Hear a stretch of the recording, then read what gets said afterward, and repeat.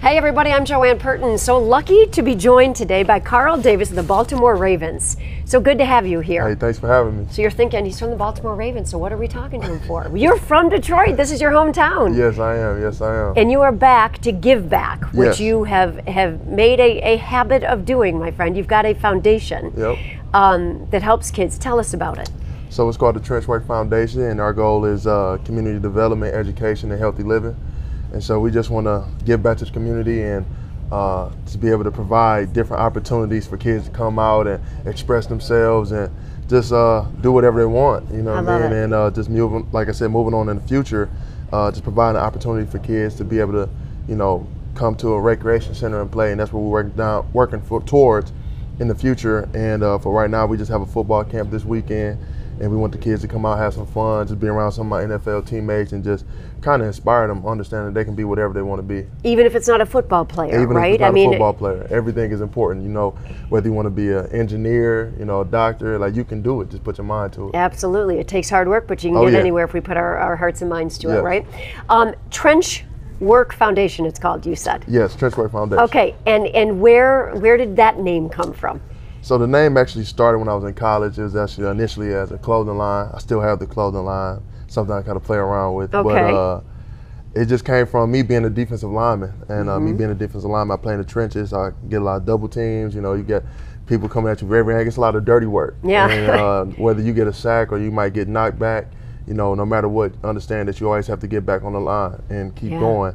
And that's just like everybody. You might have a bad day or a good day, but no matter how that day goes, tomorrow's coming. You have to get back and do the same thing and try to improve every day. And so just understand everybody has their own trench. And like I said, whether you're a CEO or a garbage man, everybody has an important job, because if that garbage man doesn't come pick up that trash, you know, people are going to be pretty mad. Amen. You're not kidding, right? You know, and everybody is important. And so that's what we want everybody to understand, what their trench is and embrace their trench. You know, we all have to go through things, and that's what it's all about. Wonderful. All right, so you were in Detroit. Well, you come back because your mom's here, so you come back to your hometown, and that's why you're giving back. But you were here with the Ravens last year, playing our Lions. How'd that game end?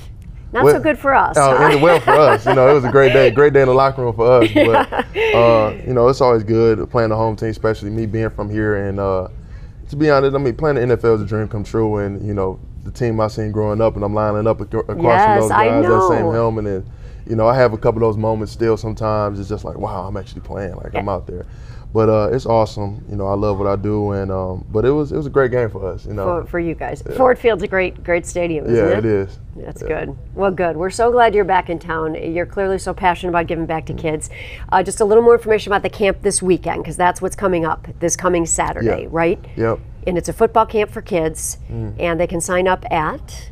You can sign up at trenchworkfoundation.org. Okay, you've got a few spaces left. Yeah, we got about 25 slots left for kids, and fill them up because somebody else is. So exactly. So get on that. Signed up right now. So yeah. Okay, good, wonderful. Well, thank you for all the work you do. Now, we've started this segment called Detroit Originals, where we get to know Detroit Originals, and you're one in 10 questions. Okay. All right. Okay. So here we go. Who would you like to be stuck in an elevator with?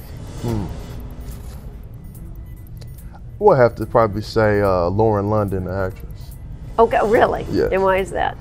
I mean, she look good, you know what I mean? She's beautiful, you know? So yeah, that's my favorite. And then she's your favorite. Yeah. Okay, you'd like to have a meaningful conversation with her in the elevator. That's all. It's a conversation. Perfect. Okay, what classic hits would we find on your phone or in your home music library? I think my favorite classic hit actually is Summer Madness by Kool and the Gang. Oh yeah? Okay. Yeah, it's just real. I actually listen to it after games, so it kind of brings me down, kind of mellows me out after a game. Oh, very good. We play some Kool and the Gang here. Oh, yeah. So yeah, okay. Who's been the greatest inspiration in your life? Probably my godfather. His name is Robert Dozier.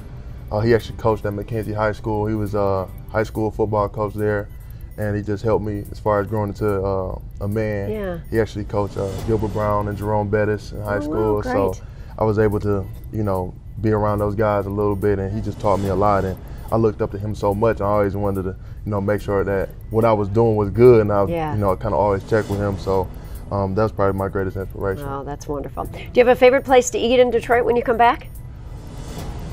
Yeah, I got two kind of. Okay. All right, so the Sweetwater Tavern does wings, and then I like Andiamo's. Okay, yeah, that's good too. Yeah. Yummy Italian, right? Your biggest professional accomplishment so far? My biggest professional accomplishment. And don't say beating the Lions. No, I wouldn't say that. But I mean, besides just making it to the NFL, honestly, it's launching this foundation. It means a lot to me, That's wonderful. and just being able to give back to my community. So this is one of my biggest accomplishments. Like I said, I came up with the whole foundation actually when I was on IR. I was injured my second year, and then I was just sitting there thinking, what is my purpose? And I was like, me, I like to give back, I like to help out, and so this just falls in line with who I am. So it just works out perfectly. Good for you. And I know your mom's been an inspiration to you as well. We talked about it a little bit earlier. So, okay, fiction or nonfiction if you have time? Fiction. Fiction. Yeah. I do too. Yeah. I like to escape in fiction. Yeah. Yeah. Like I don't know if it's really fiction, but like Game of Thrones and stuff like that. Like I love that type of stuff. Do you? Like Chronicles of Narnia. Right. All that. Yeah. Very good. Very good. Do you have a favorite vacation spot? Favorite? I'm really a homebody, so I might watch the Vacation Channel, but I don't go too many places. But if I had to pick one, I went to Punta Cana this year. That was nice. Was it? It was relaxing. So well, your hometown is here, and you're playing in Baltimore, so it's kind of nice. I understand on some of your vacations you want to just come home just come home and just hang out, see my family, hang out with my friends and whatnot. Well, that's great. What a change we've seen in the city of Detroit. Oh, right? Pretty incredible. It's been beautiful, and it's been great for me just coming back and just seeing the growth every time, and being able to just going downtown and just walking around. It's amazing. I really, it kind of gives me that home pride. Yeah, for sure. Maybe you'll have to come back here and play. All right, if your current profession hadn't worked out, so if you weren't a football player, what would you have done for work, do you think? Construction management. Oh, really? Yeah, I like doing construction. I like being hands-on. Okay. And honestly, just trying to find a way to give back, So whether I was doing that, I think I'll be.